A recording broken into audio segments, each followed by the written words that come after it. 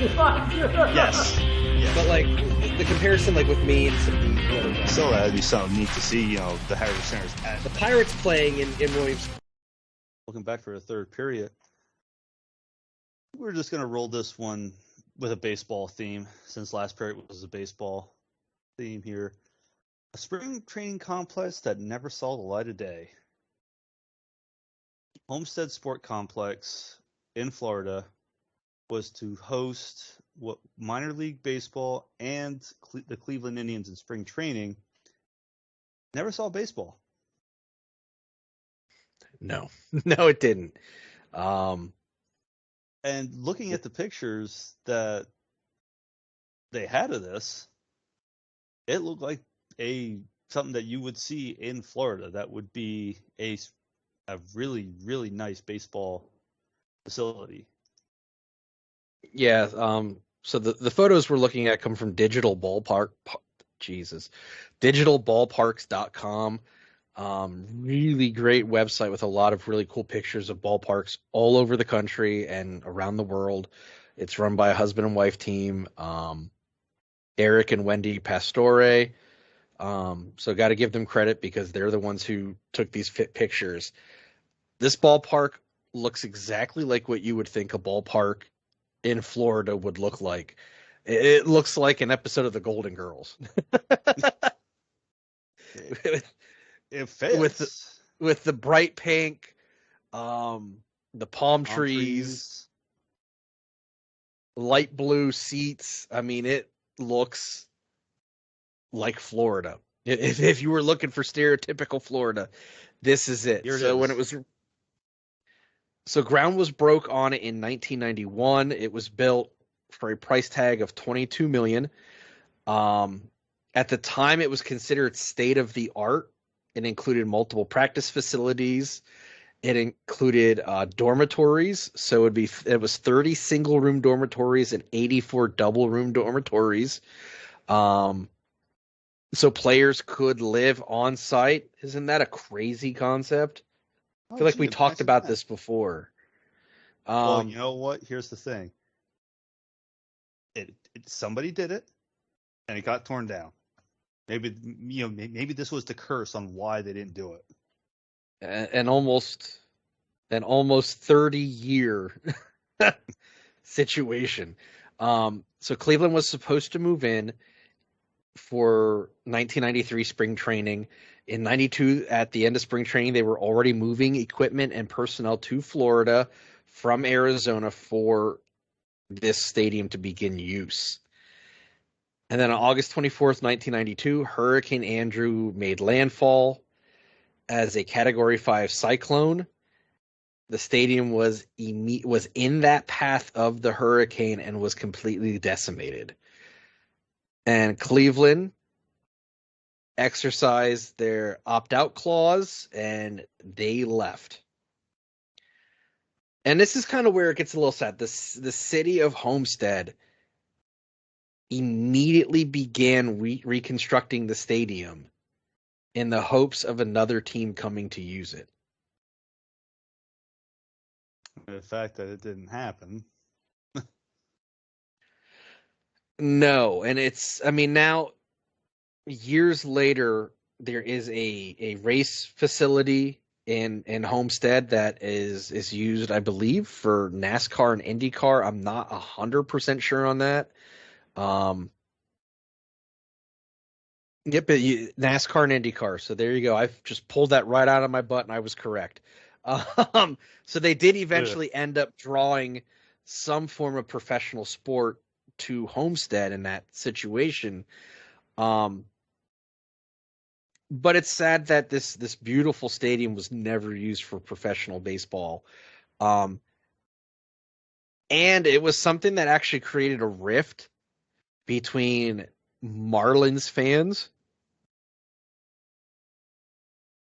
So the previous owner of the Marlins, because the Marlins are located very close to Homestead, when they were looking for new spring training facilities, they always ignored the Homestead Stadium, even though it was sitting there completely built and ready for use.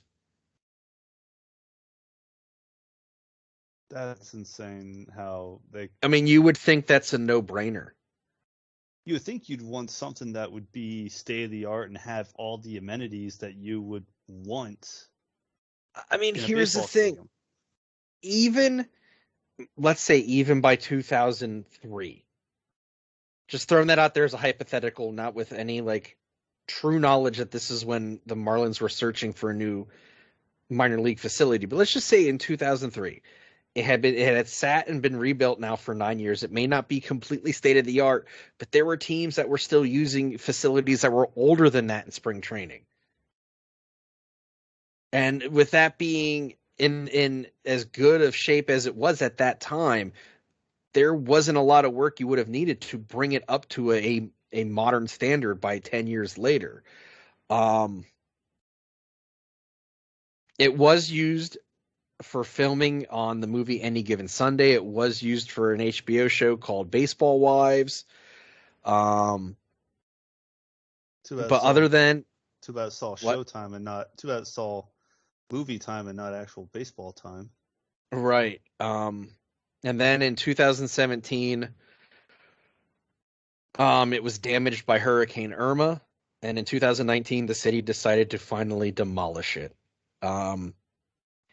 It's a sad story because it was a beautiful facility and it just was completely ignored after Cleveland decided to opt out of using it. The architecture on the outside was, I mean, it stands out still because it looks completely different than any other baseball stadium I've ever seen. Because from the outside, it doesn't look like a baseball stadium. What's funny is I'm looking on Google Maps right now at the address it has in Wikipedia, and the stadium still stands. And I'm on Google Earth. Really? And I looked up the address. Now, if you go to Street View, it's no longer there. Uh-huh. Like it's just one giant space.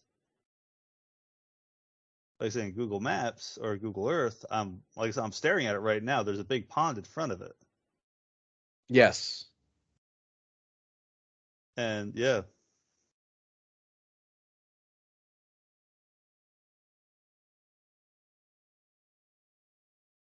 But if you do Street View, it's nothing.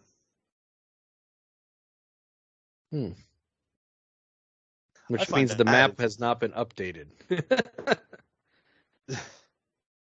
In quite some time. But even then, if you look at that from Google Maps, there's 4 training facilities and then the main facility. Yeah. All within walking distances. Yeah, nothing there but a parking lot. That's crazy. But the fact that I found it funny how Google Earth still has it there. And in the 3D form too. That's the funny part. That is funny. Because on the 3D part, I'm looking at a U-Haul parked right in front of it. It's just, I mean, these things happen. It's a gorgeous looking stadium, though.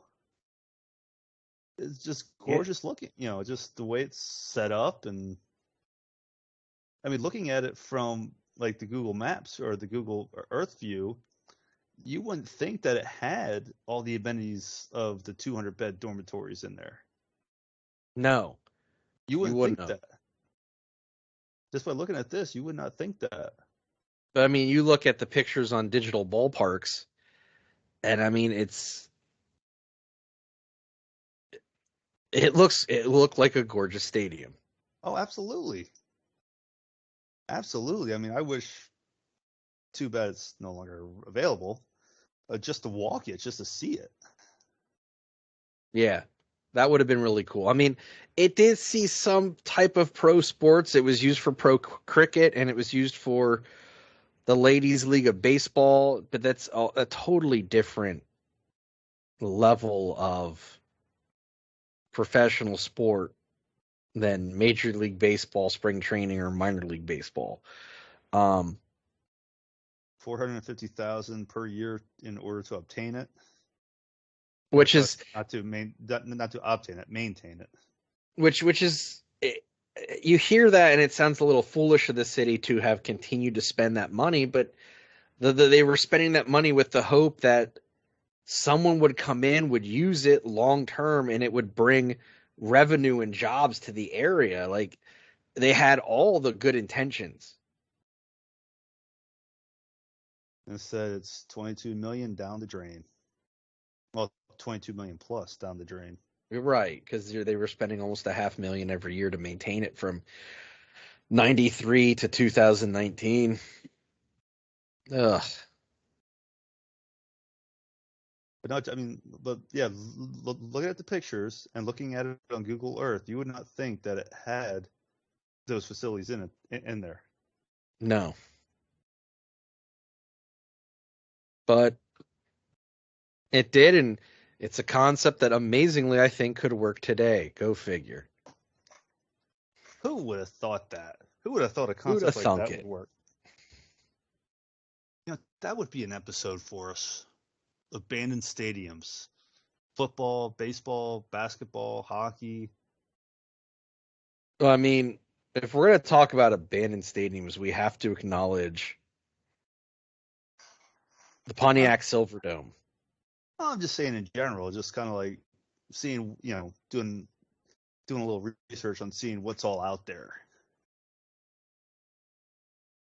Well, I mean, I would think the most famous one would have been the Silverdome, but that was torn down. But it was left to rot before it was torn down.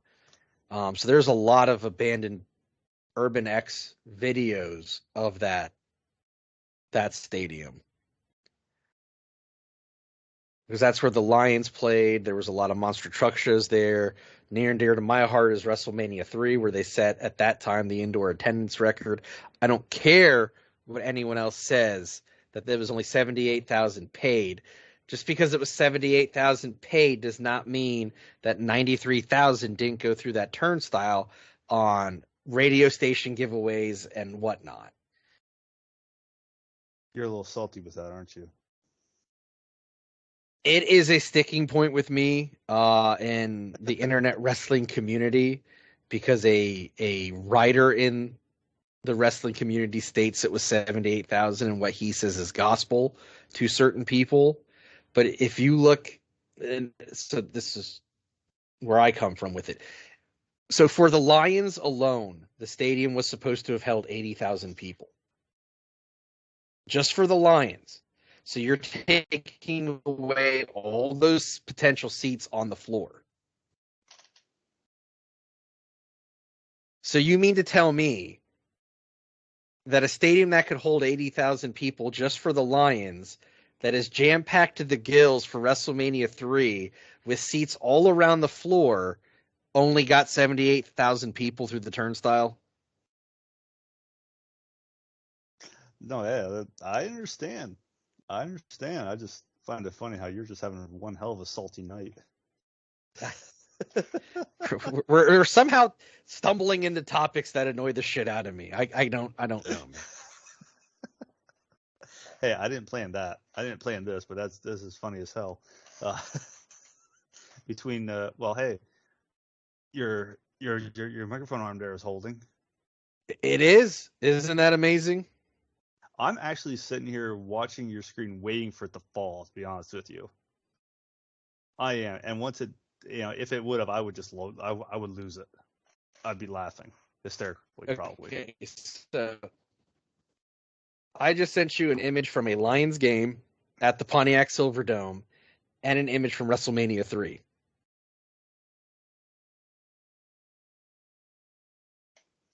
Yeah, I could see. Yeah, that's a big difference. That's a little bit of a difference. Yeah, look at this. Yeah, but there's only 78,000 in that WrestleMania photo. 78 sitting in the stands, probably. Not including everybody that's on the floor. Yeah, it's just crazy how the Homestead complex just went to the wayside. Yeah, it's a sad story, and I mean, thank God that city they got the racetrack. They are getting revenue from that. They are getting jobs from that. It is bringing businesses to the city. It's a shame that it took that long for that to happen. Yeah, I mean, again, the stadium that was there does look gorgeous. It looks like what you would think of a Florida baseball park. Maybe they just turn into like a retired baseball community. So You I don't said know if you Golden know this. Girls. I mean, There there's still, I actually think. was a league that existed for like 2 seasons called the Senior Pro Baseball League, and it was made up of retired professional baseball players. Why is it that I can only picture somebody trying to hit the ball and then attempting to run to first base with their walker? I don't think it was that bad. But no, it's just that's the first image that popped into my head. I mean, I'm just saying that's the first image that popped into my head for that one. Um, Hold on, I can go to Sports Logos quick and get that information for you. Oh, Um, good God. Here we go. let's Going down see the here. rabbit hole. No, I'm not going down the rabbit hole. I'm just what were the team names here? If sportslogos.net wants to load and cooperate with me. Oh, why would it want to do that? That makes so much sense. So it was the Bradenton and then later Daytona Beach Explorers, the Fort Myers Sun Sox, the Gold Coast Suns, the Orlando Juice, the St. Lucie Legends, the St. Petersburg Pelicans, the West Palm Beach Tropics, and the Winter Haven Super Sox. Not bad names. Not too bad. The Orlando Juice is kind of the worst name. Yeah, but I said not bad. I didn't say they were excellent. I said not bad. But it's pretty cool that it existed, and 10 teams, 2 years, that's not bad. No. Still funny though. Oh man. Yep.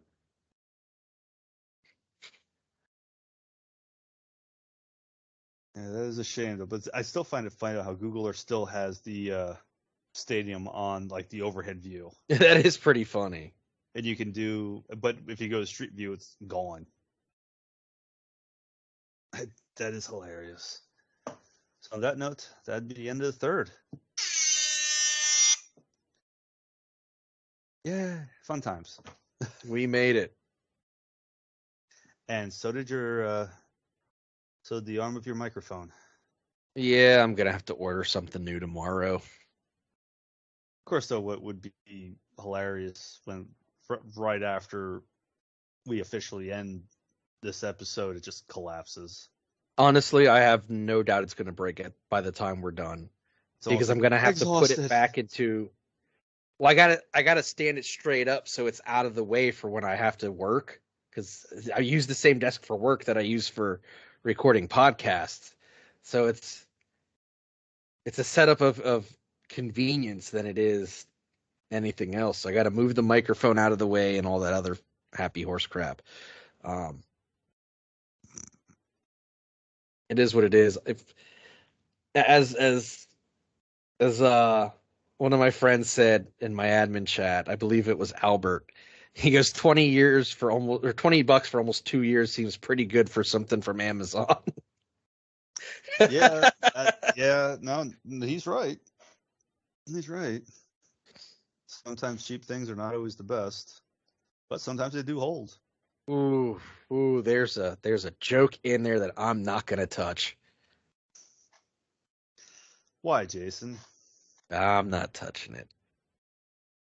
This show's borderline family friendly, so as it is. Yeah, some of the things, yeah. That could get ugly real quick. Yes, it could. let's hit some plugs here. You can catch me monthly during the baseball season on the Philly Baseball Together podcast with my co-host Tori. Join us every month as we discuss what's going on with the Phils. We're hoping in about a week or so we will be able to talk about the Phils going into the playoffs for the first time in 11 years. Man, I don't know. But you can find the Philly Baseball Together podcast wherever you get your podcasts. You can also catch me every other week on the Rock and Randy's podcast, where myself and the other moderators of the Rock and Randy's Pro Wrestling Outlaws Facebook group bring our admin chat to life for you, the listener. We had a doozy of an episode last week. We talked about the infamous wrestling sleaze list, which is kind of a combination of urban legend and myth and just complete disgustingness. If you want to hear us laugh about Sid Vicious possibly putting a squirrel in his pants and having to get a rabies shot because it bit him in the nuts, this is the place you want to go. No. We all believe that it probably did happen, for the record. No. Trust me, that's the cleanest one I can talk about in this plug. So, Oh, damn. You can find us wherever you get your podcasts. We're pretty much everywhere at this point. The A Show is back for their fall season. It is hosted by our friend Matt and his co-host Chris. I talked about that. I've been on that. That is on CKCC Radio and wherever else you get your podcasts. One more plug, part 2 of the fast food discussion that I was part of on Broken Kayfabe, posted last week, I believe. You can find that wherever you get your podcasts as well. Be sure for that one especially, give them a like and review them if you can. If you do listen to it, because Frankie's just an absolute sweetheart of a person. Him and his wife do a lot of really good things. Charity wise, and just gotta spread the love there with what they do. I got nothing else.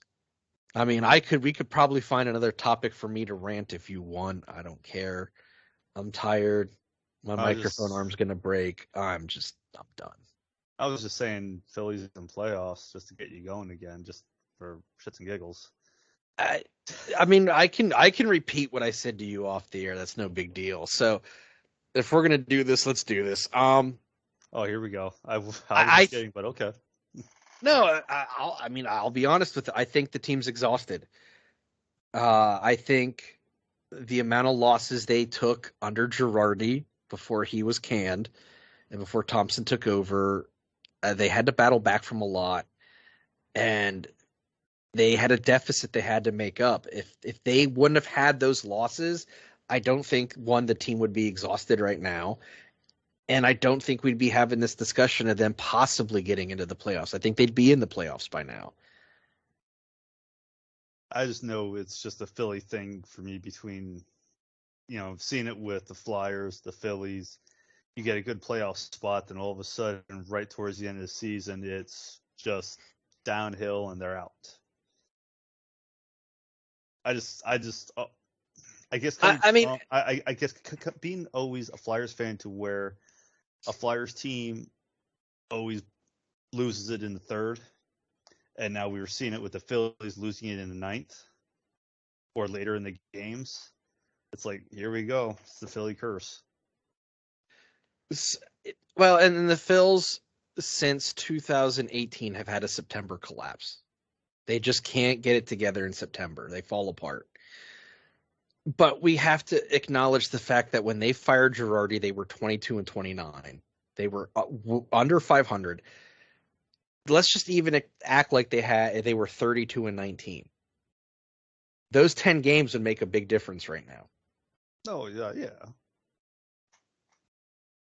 Well, I guess I just see a typical Philly thing where they just fall apart and miss the playoffs altogether, despite being in the in a playoff race, and then just dropping right out of it.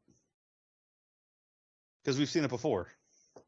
We have seen it before, and with the Many Phillies, times before. They've collapsed much worse and much earlier in September than what we're going to consider the September collapse this year. I'm just looking at it from the perspective of their season would be completely different if Rob Thompson was their manager at the beginning of the season than when it was Joe Girardi. Because the guys play for him. They fight back for him. Even they've had losses where they still fought back. So yeah, it sucks they lost, but they're showing even now they're still showing a lot of heart. And I can't take that away from these guys. I mean, they're battling, they're trying. I mean, most September collapses for the Phils, they're done. And these guys, they might be physically exhausted, but mentally they're still trying. So I think more than likely they're going to make the playoffs. Knock on wood. It's just particle board around me, so I can't knock on anything. But yeah, there you go. But I think their magic number was 5 as of this afternoon. I think they're going to make the playoffs. And I think they're going to make the playoffs in the more favorable wildcard slot 3, which would put them against the Cardinals and not the Braves, which I think the Cardinals matchup is more favorable for them. Even though they've done really well against the Braves this year, I just feel like I've seen them do better against the Cardinals. That's just my opinion. I could be wrong. That's just where I stand. There you go. And at this point, the goal is just to get to the playoffs and make the playoffs. And you can build on that, just like in 2007 into 2008. They made the playoffs in 2007. They built on it. 2008, they won the World Series. Yeah, but I guess I just know Philadelphia in general, with just their teams, are always – it's always like a curse, I feel. So, if it seems like I am – bringing them down and out, well, that's why, because here we go again. You're not the only one. I'm just taking a different view on the whole thing because I think there's more to it than just that. Never hurts for a different point of view. Nope. But let's wrap this up now because I'm sure people are sick of listening to this. Thank you for joining us for episode 55 of the Not Another Sports Podcast. You can find us online and all of our social media sites and our store at the Linktree account that is a link in the description of the show. Click there. It'll take you wherever you want to go to find us on social media, on the internet, our spring store. You can also find us for streaming or download at Anchor.fm, Apple Podcasts, Spotify, Stitcher, Podcast Addict, iHeartRadio, TuneIn, Amazon, Audible. Yeah, we're everywhere, man. Take your pick. Yeah. Pick your poison. We're also on YouTube. If you want to watch our ugly mugs, be my guest. But wherever you listen to us, please remember you subscribe, rate, review. That tells us what we're doing is good. Again, thank you to every person who's taken time to listen to us. All the people who've taken time to write reviews on iTunes, to give us a 5-star rating on both iTunes and Spotify. It means a whole hell of a lot to us. Absolutely. With that, we'll talk with you next time. I'm David. He's David. I'm Jason. Yes, we are. Have a good one.